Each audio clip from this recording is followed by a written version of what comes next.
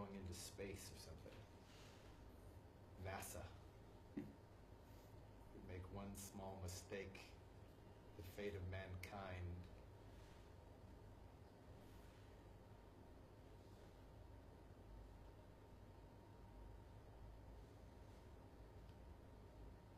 Ready to take off. Hello people of Facebook, we're live in London with Anthony Kiedis and the Red Hot Chili Peppers. My name's Simon Harper, I'm the editor of Clash magazine, and we're here to premiere the video of Dark Necessities and take some questions from... Are we taking questions? Yes. Oh, I'm out of here. Sorry. End off. How you doing, Simon? I'm very well, thank you. You How well? are you? Nervous at all? A little bit. Okay, me too. There's about 4 people watching, I think. It's down to 3. We lost one already. We started with 4, we're down to 3. Let's try and build up again. Or at least make those 3 very happy. So there have been questions that have been sent from your fans. Let's start with Pablo from Buenos Aires in Argentina. Pablo asks, it seems the Getaway started a new era in the Chili Peppers' life. It feels so fresh and on so many levels, but at the same time you keep writing about all the things you've been through, the dark, the ugly and the painful stuff. How do you manage to transform all that energy in so many beautiful vibes and such powerful artistic expression? First of all, A+ of a question. Very thoughtful, Pablo from Buenos Aires. Thank you for noticing that we worked hard on this record and that we covered some dynamics and some dimensions. I guess the secret to the way we work has to do with chemistry, and it's a band effort, it's a team effort. So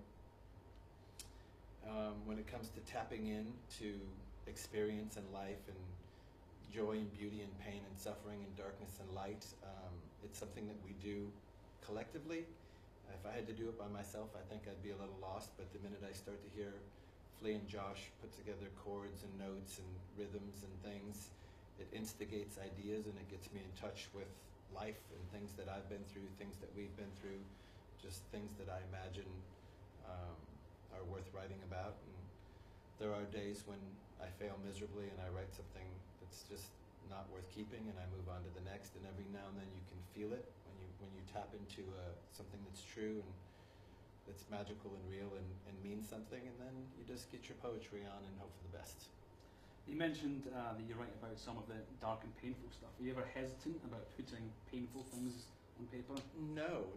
I'm hesitant when the poetry's bad, whether it's about darkness or lightness. If it comes out feeling like it resonates with my heart in an honest way, then I'm okay with it. Mm-hmm.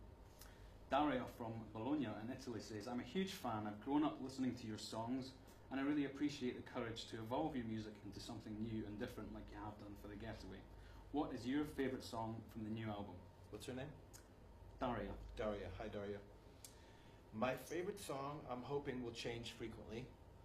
When we finished the record and it was all done, my favourite song was definitely The Getaway, the song itself, because it did feel like an evolution for our band. It was something that Brian Burton had a lot to do with the creation of, played by my guys, made up by my guys, but musically directed by Brian.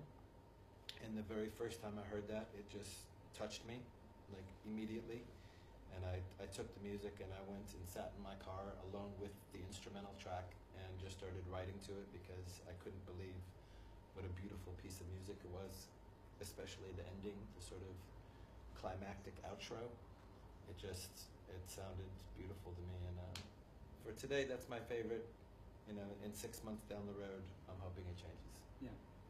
Jasper from the Netherlands says, how did the switch to another producer, which you just mentioned, Brian, is Danger Mouse, how did it work out for you guys? And in what aspect was it any different from working with Rick Rubin? Jasper from where? The Netherlands. The Netherlands. Hello, Jasper from the Netherlands. Well, they have similarities and they have big differences. Both are masters of their craft, and we're lucky to work with these guys. Brian was new, and anytime you're doing something with somebody new, it's kind of invigorating.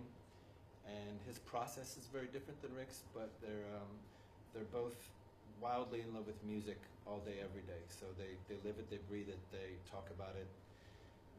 They're very smart, very analytical, and Brian is a guy who likes to create in the studio, which is something we hadn't done before. So we would show up with nothing on the day, on a morning of recording, and he would just start instructing us, like, you know, put down a beat, play drums for 10 minutes, and I'm going to keep my favorite 30 seconds of that 10-minute performance, and then we would build on that. And so we built songs in the studio live, which was new and exciting, and some of that's on our record. So And scary too, I bet. it was. There's a lot of pressure, but you know, sometimes you need that pressure to bring out weirdness that's inside of you that is yet to have been discovered by your more conventional methods.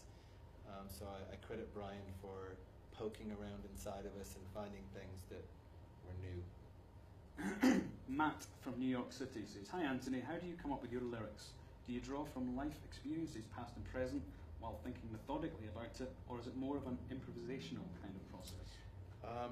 I think it might be both.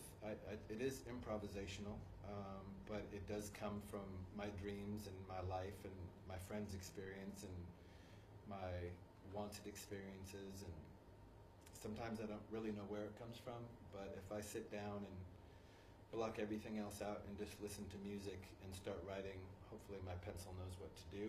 You know, sometimes you come up with a melody first and the words will just fall into place.